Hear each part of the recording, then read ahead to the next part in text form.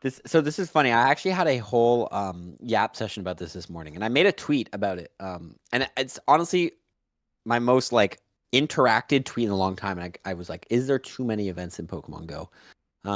Yes. And a lot of We're people are gonna talk saying about that yes. next. There's we're gonna talk about the next. Okay, Let's talk about now. Because I said let's get right into it. I made a video that said I think it came out like a couple weeks ago. I am overwhelmed by the number of events in Pokemon Go, and I explained in the video like 6-7 years ago we would have like 3 events a month. Two maybe. Maybe right outside of like ignoring raid hour and spotlight hour, those have been around forever. But outside of that, it was one community day a month, and maybe one other event per the month, and that event would last like that would go like 2 weeks. Now it's potentially like 4 or 5 events per week.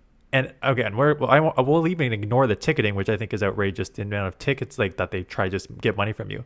But for me, when I see the number of events that are, it's just like, here's an event for whatever, I don't even know, Wednesday to Friday, and then during Saturday you have a Dynamaxer thing, and then Sunday you got a other community day, and then here comes a different one event on Monday, and here comes the regular Tuesday and Wednesday events, and here's a new event coming next week. Like, that's overwhelming to me, and it gets to the point where it's like, you're forcing me to play. I know what you're trying to do. You're trying to me to get to engage with the game every single day because that's how you get the player base to play, and that's how you make money and all that stuff.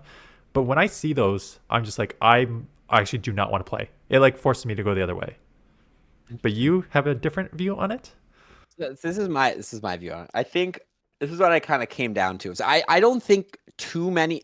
I can see Dan's perspective, and I understand like overwhelmingness can be an issue and can be like a turnoff for people.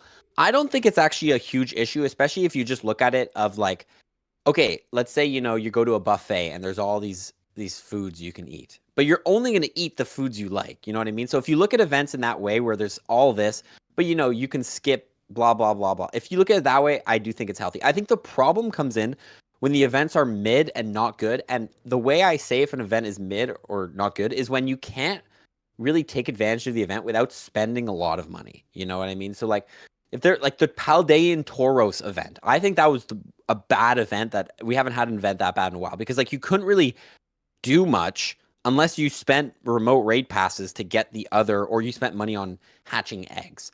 I think on the other hand, raid days are great because everybody gets like 8 free raid passes or whatever. So it's a great event for free to play players. And obviously like, you got to spend a bunch more money if you want to take advantage, but I don't like hatch days because you have to spend a bunch of money on incubators.